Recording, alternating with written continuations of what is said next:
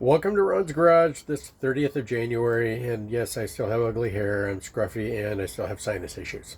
But I got a horn in today I want to share. This is a horn, and this is a model that I've actually bought a few of because I think they're really undervalued horns.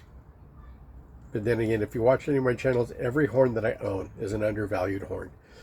It's just, today we forget about horns in the past.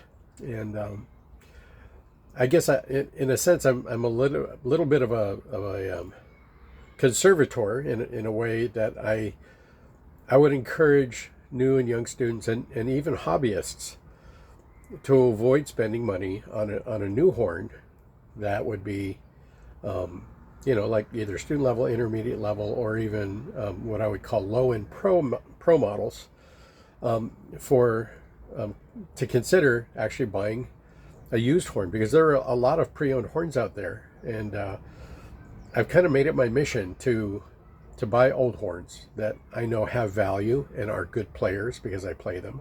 Not that I'm a good player, but I know they're good players, and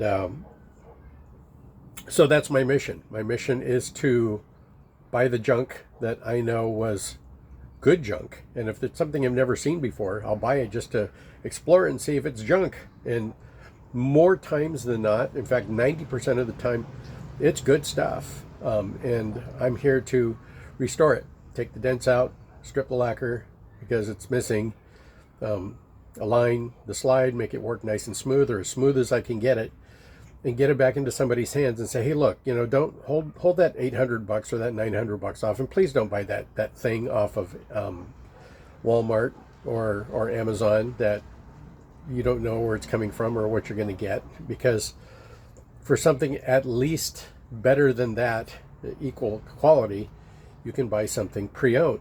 Now, what I offer, because when you do buy pre-owned and you do buy auction sites, you don't know what you're getting.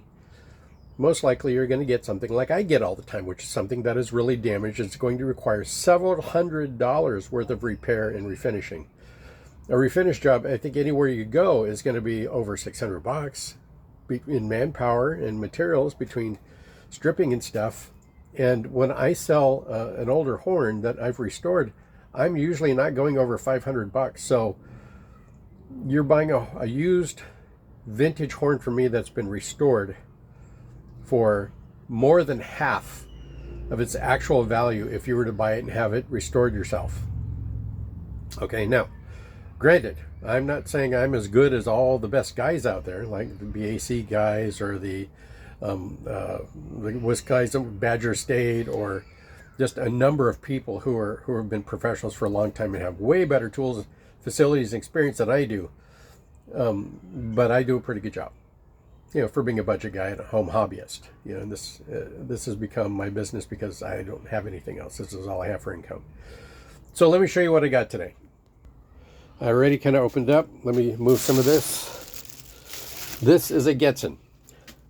And from what you can see, since this doesn't have the screw nut that the early 1948-49 Getzens have, this one has more of a traditional slide lock right here. But a lot of these are very identifiable to Getzen. First of all, these braces, Getzen used these braces from 1948, from the beginnings of their making trombones all the way into the 1970s. And these are heavy, and these are solid. They're not hollow. These are solid. So what does that mean? That means that it's going to make the horn heavier, but that's less important than the fact that what it's doing is it's creating resistance points that will allow the tone and pitch to flow through the horn quicker and not be absorbed so quickly as some of the modern horns you get from Asia, where the brass is soft, the braces are hollow, and by the time you get out to the end of the bell, oftentimes it'll have a really warm sound, but it won't entirely be responsive, and it's just a horn that is very limited in its capabilities. These Getzens from the 1940s, these are, of course, would be in 1950s. I'll have to check the serial number on it. Now, granted, this is a KT series, so Getzen had a fire and all the records burned up and disappeared. And so somebody's compiled a Getzen list where you can actually send in your your serial number to put on his list to give you an idea when these were manufactured. They're kind of like reconstructing the serial number list that was lost. So yes, this is a KT 11099. Okay, so I'm pretty sure this is a 1950s horn. It's got more of the identifiable Getzen qualities to it, like this little Mohawk counterweight that they put back here, which I think is also, and I'll say this every time I have one of these, is an ingenious tuning slide protector. Because so many times I see cons, these are all caved in. More cons than anything else. But with the Getzens, you never see it because this thing is here. And this is solid. This is solid. This is solid. This is solid. It's a solid construction trombone. Okay? It's cool. It's got a nickel outer. Now, I'm pretty sure this is nickel and not just nickel plated.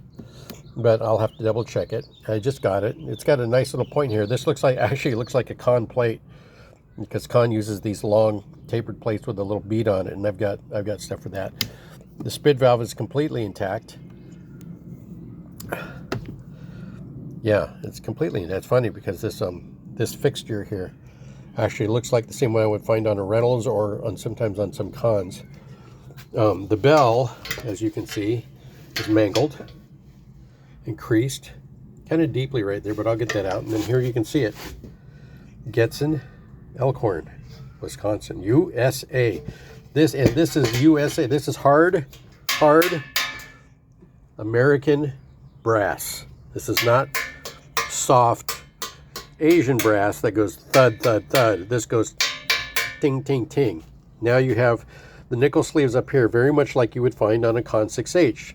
In fact, a lot of pro horns, they have nickel across the top here, because what it does, these aren't wear points for your hands. Not like, it would be if you had nickel here or nickel here because of the wear spots. This is for resistance. This is for, harmonic resistance. So it comes up through here and goes zip. And then this doesn't need to be nickel up here because this is here. So this doesn't vibrate that much. It comes up here and like a Hot Wheel track. Then it hits the bell. Then it hits these hard braces. And then it goes sailing out. And it has a very direct sound. It's not as direct as an Olds, because Olds used kind of heavy walled and very hard brass. I believe Getzen did anneal their brass. Okay, because Olds is a deeper tone. And it's not it's not too heavy. It's also not like a York either. And I'll be talking about Yorks. Those are heavy. Those are like, sometimes Yorks can feel like they're about as heavy as a large bore trombone, but they're small trombones. But there's a reason for that, and it creates a very specific and unique sound. So here we go. This is the Getzen KT series, most likely late 60s, late 50s, early 60s with the slide. I haven't checked the slide yet, but let's take a look. Slide lock works nice. Let's see. Okay, so it grabs just a hair. It grabs just a hair. It's filthy. I can feel the filth. I can actually see the filth. You can see it here. There's wear spots on the slide. So, and these slides are usually about a 498 bore, which is just a couple hundreds away from a 500. So these should be replaced with 500 slides, though they may not fit up here in the cork barrel. So that would take some finagling. But this is cleanable. And, I'm going to say this, a lot of people, and these are pro players and players who are very picky about the quality of their horn. They'll say, oh, you got to replace that, or you can get the slide replaced. Truthfully, the slides most of the time are brass, which are nickel plated or chrome plated. And the plating comes off, obviously, and you can see the brass. So why don't they just leave it brass? Okay, let's talk about why don't they leave the slides just brass? Because the brass corrodes easily, and they nickel plate it or they chrome plate it to impede or stop corrosion, because you have to use moisture to lubricate the slide, even though a lot of people use oil, but you're still using water, and that's going to oxidize and basically destroy the brass tubes, so they're coated. So does that mean that the horn can't work if you see the brass? The answer is no, because it's there to stop corrosion. Highly polished brass is just as slick as highly polished nickel or chrome. So what do you do when you have exposed brass? Yeah, polish it. And when it's polished and it's smooth, and you have a good lube on it, it's going to work just like it would if it was just all solid nickel. Now, I'm not saying, you should never remediate. What does it remediate? You should never not consider bringing your inner slides back all the way up to a solid coating, nickel or brass. But I'm just saying that if you don't want to spend the $200, $300, $400, $500 sending your slide off and having somebody replate the brass, and I know there's a place out in the Midwest that replates slides, slide tubes. It'll cost you about $200 at least $200 a tube. So, and if the horn isn't worth that, what's it worth to you? So in the interim, just polish it. Keep it polished. Make sure you're looking the brass over. Don't put your slide away wet, and then keep it just polished. And then I put a automotive ceramic coating over it to help protect that area of the slide, and it also makes it slick too. So, and you can treat it regularly with that. And then, some old school guys, they like to use Pledge, which is a wax. You could put wax on the, after you put the ceramic coating. So you can do lots of things to protect the brass. And then if the brass starts to discolor again, just grab some metal polish, like Wienol, polish it up real good, degrease it, because Wienol has a petroleum base in it that leaves a coating. And sometimes if it's on your horn, you'll see some black appear on your hand. So that's the metal polish with the petroleum component that helps protect the metal that you're polishing from oxidation. Anyway, so there's that. I know it's too much information, but hey, we got this great little Getzen here. I'm going to restore this. I've played them. Let's take another look here. And if you are on Facebook and you're looking at some of the groups, you will find that a friend of mine down in Oklahoma by the name of Will Kelly recently posted the 2 horns that I sent him that actually was an exchange and some money. But he has a pristine Olds Reynolds, and with that I sent him a pristine Getzen KT series trombone, which he absolutely loves. And you can ask him, oh, what's it like to play? And he'll tell you. He plays outdoor gigs. He loves that Getzen. He also loves his York that I turned him on. Because when I first met him, he was just a con guy that liked con trombones. And I introduced him to Olds, Reynolds, Getzen, York. He hasn't had any Bishers yet, but his palette of trombones and variations of trombones have expanded. And I believe he said that he enjoys playing all of these for his outdoor gigs because these older horns really project, and they were designed to project because of the big band era. A lot of the amplification, it wasn't like miking all the stands that, you had the one guy up front and then the whole band had to blow.